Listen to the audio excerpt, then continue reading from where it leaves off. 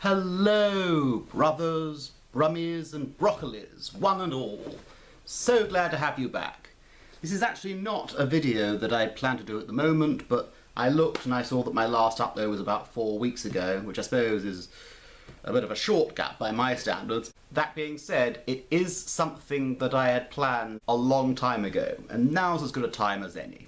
Now, you may deduce from the title that this video is going to be entirely about our favourite onion boy, Onision, bro, Gregory Jackson, James Jackson, Gregory Daniel, whatever he's calling himself now. He's changed his name more frequently than his current wife has changed genders. It's ridiculous. No, there are other people that have looked at his books, and they seem to involve a lot of reference to characters that have unhealthy obsessions, the occasional hint at murder. There are people that have read his books before, people like Strange Eons, Crimson Rogue, and various others, and I could buy his books and bore myself rigid by looking at it as well, but I'm actually going to strike even lower than the belt than that, particularly now that he's left YouTube for about the 1000th time. I am going to be reviewing a book written by his mother. Now, only sort of veteran YouTubers, people that have been in the game for a long time, will remember his mother, but she was an interesting sort of hippy-dippy, witchy kind of woman who did in fact make the odd appearance here. Now, I don't generally care to censor my audience, but I will be stopping anyone from typing out her name. I will not be giving her YouTube name that was, her blog name. I shan't even be telling you the title of the novel, because I don't want anyone else to buy it, basically. I'm not interested in causing her abuse. I'm not really interested in taking down Onision, nor indeed am I going to be looking at that, was it a Netflix special that was made by Chris Hansen? I'm not interested. This is an academic study to see Onision-style storytelling one generation earlier, just to see where he got his own literary skills, or lack thereof, from.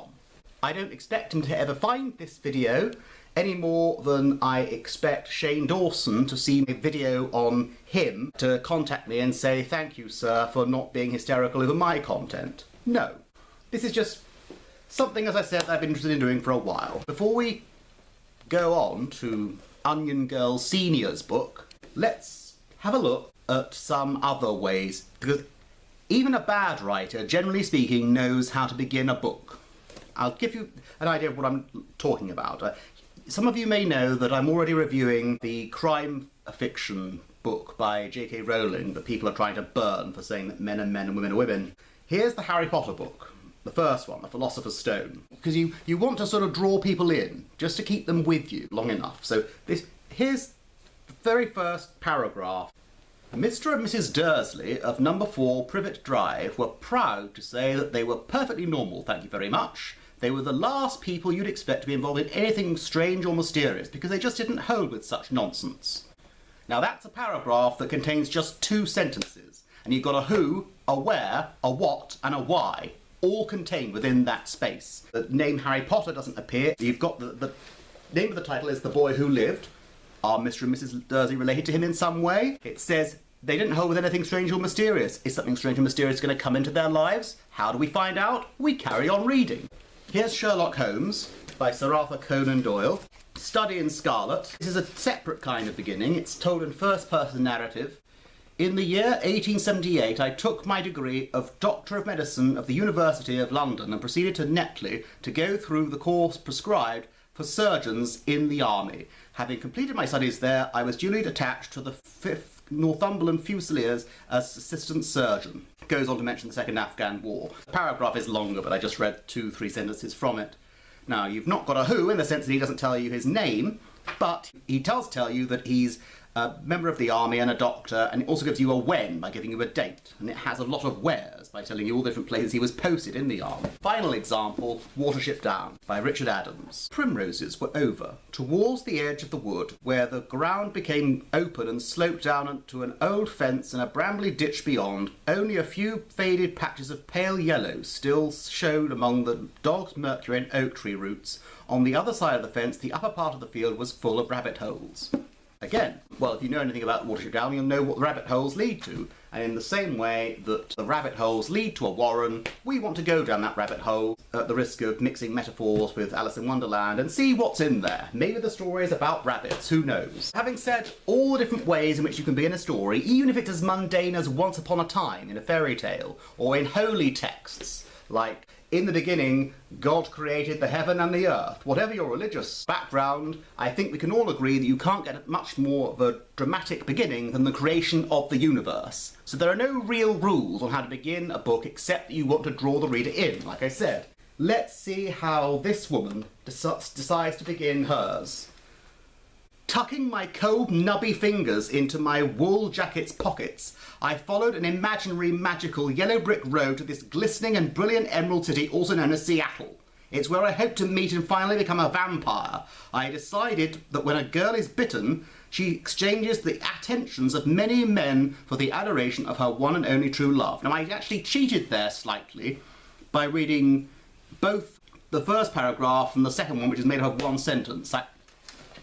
I'm staggered. I was genuinely staggered. In fact, so bizarre is that beginning that I actually had to look back and make sure that this book wasn't a sequel or something, or that I hadn't just accidentally started in the middle of the book. But no, very clearly it says chapter 1 at the top. We don't know who this person is that's talking. We have no clue as to how she knows about the existence of vampires. Well, we have a where in the sense that she's not in Seattle, she's on the yellow brick road towards Seattle. So we don't know where she is. There's no who, there's no what, there's no where, there's no why. It's bizarre. I was actually impressed by the disaster that was. But maybe I'm doing her an injustice. Maybe it improves as things goes on. Let's look. A little further down. That was another reason why I want to become a vampire. Nobody messes with them. Again, still, we've no clue as to how she knows about the existence of vampires. What you find also in this is strange punctuation. There's the back end of a bracket, or parentheses, with nothing at the beginning. I know that's kind of picky, but hardcore grammar Nazi and punctuation fascist like me is always going to pick that up. Lots of strange references to pop culture, Jimi Hendrix, Kurt Cobain, such, and I'm sort of mystified by it. But again, maybe I'm still doing her an injustice, so I'll just carry on a little bit. She talks about music being in Seattle, so by this time she's in Seattle. Talks about innumerable ghosts, I suppose from the background, historical people she means, she doesn't mean literally ghosts. But then she says, in fact, any time I walked down the city streets, I knew phantoms were possessing the air. That's such a weird way. I know the idea of possessing a human. I know the idea of possessing a house, or haunting a house. I know the idea of floating through the air, but possessing the air? Possessing? Whatever. Wafting in spirals before surging up towards Seattle's 7 large hills. This is music. These are ghosts. These are imaginary things swirling up the hills. I don't want to read every other sentence, but, you know, already, if you've seen the reviews to Onision's books, you can sort of see the running patterns here. Computer technology might sound like an odd career for a vampire wannabe. Now she goes on and talks a little bit about how she actually met a vampire in the past. There are no clues as to how she knew it was a vampire, it just was. His baby blues, let's say baby blue eyes, had dark green streaks in them and were so intelligent looking. I don't need to explain how my body reacted chemically. I froze in my tracks for just a second as I couldn't believe how hard my heart suddenly pounded, how blood pulsed rapidly through my arteries, or how deeply my reproductive organs suddenly ached. Ugh. All I wanted was to be held in that vampire's incredibly masculine arm. Bear in mind, she's not even described herself at this point, and already she's introducing us to a person she's met in the past, who she's decided was a vampire, and I understand how you sort of want to play on the idea of his vampirism by talking about blood pulsed and arteries and my reproductive organs suddenly ached, but that's something to tell a vampire. It's not something to tell an audience. Take me, vampire. Hopefully he'd become my lover. Why? You don't even know him yet. He'd become my lover and would be filthy rich, so I'd never feel bored or have to work. I don't want to keep harking back to Onision, but honestly, The styles are too alike for comfort, as is the notion. I haven't spoken to many common people either. That's a lovely way of saying it. And finally, on the third page, they're quite long pages, we have a hint as to how she came to know about the existence of vampires, and that's by the fact that she uses the internet a lot and goes to the library a lot. None of my internet friends care that I'm a tad pudgy and a type 2 diabetic, so on the third page she finally gives this kind of a description of herself. We presume it's a woman. By the way, up until this point, we don't even know the sex of the narrator. We assume it's female, simply because of the line, you know, I decided when a girl is bitten, so we assume it's a girl talking, but not necessarily. Madness. She very shamelessly plugs her blog, which again, I'm not going to tell you the name of, because I don't think it even exists anymore. She talks about having bizarre conversations, and finally from this you get the impression as to how she discovered the existence of vampires. It's a vampire fan site, so if fangirls of vampires are all gathering around to talk about how wonderful vampires are, and by this she discovers that vampires are real, because we all know that if you surround yourself with sycophants on a blog, whatever you're talking about automatically becomes the truth. In contrast, admitting to any of the boring people at work that I truly adored pallid metaphysical beings, or even saying the word goblin around the library water cooler, well, it just threw acid on whatever sour conversation had been transpiring. This is such a weird woman. For that reason, I've quickly learned to keep my thoughts and ideas to what I might post on the internet. Not really. And finally, on the fourth page, she tells you her name. But as I say, I'm not going to share it with you, so we'll leave it at that. She gets into a conversation with a co-worker about how to not eat pastry. The person with whom she's arguing, she thinks migrated there from some remote plateau where they grow no trees or mountains. I say that because only people from the flatlands can maintain such a far away and glossed over stare, like our typically bored expression. Here in Seattle, with so many trees and hillsides for predators to hide behind, we keep a constant lookout for trouble. Hang on, a few minutes ago she was comparing to the yellow brick road from The Wizard of Oz and the Emerald City, and now suddenly it's a place full of predators. It's internally contradictory. There's still no explanation as to why she moved there. But it was, I suppose it was, if it's an autobiographical tale, I suppose it was fairly prophetic that there were predators living there. Again, I don't want to give you the name of the protagonist either, so we'll call her, in a cryptic way, Crow. Mrs. Crow of the Onion. Yeah, Mrs. Crow of the Onion Patch. That sounds like a brilliant name for a heroine. I mentioned earlier how she saw this person that she thought was a vampire, and she leaves us on a not very good cliffhanger by saying that she did get to meet one, but he wasn't that attractive. And I suppose that's supposed to keep you on tenterhooks. Oh, she's going to meet the love of her life, and she's not. Second chapter then. Climbing the parking garage stairs to the third floor, I hummed loudly through my nose in an attempt to mimic pedestrians wandering in the woods. I figured if hikers could frighten away bears by rattling bells and making verbal noises, then maybe my purring like a happy walrus would scare away any miscreant who might want to leap from the shadows at me. So, happy walrus. So she either making a noise like this,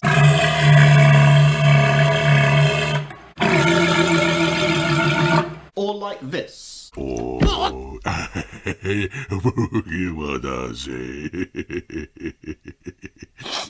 If you were a mugger or a murderer, would you attack that? She references the red coat that she also talked about wearing in the first rather bizarre opening scene, the one that I made fun of at the beginning, thinking that nobody would assault her because she looks too adorable in it, and then she says, if that ever happened, I'd feel terribly embarrassed because I secretly wore red and black latex lingerie underneath for the blessed day when my dream vampire might finally show up to ravish me. This woman is mental! But finally she gets to meet someone she decides is the vampire. He was very haunted looking with dark, tired looking bags under his eyes, and his face was too narrow to be attractive. Shortly after feeling terrible disappointment, I hit my head on the asphalt and completely blacked out. Perhaps that's why I cannot remember copious and vivid details from the attack.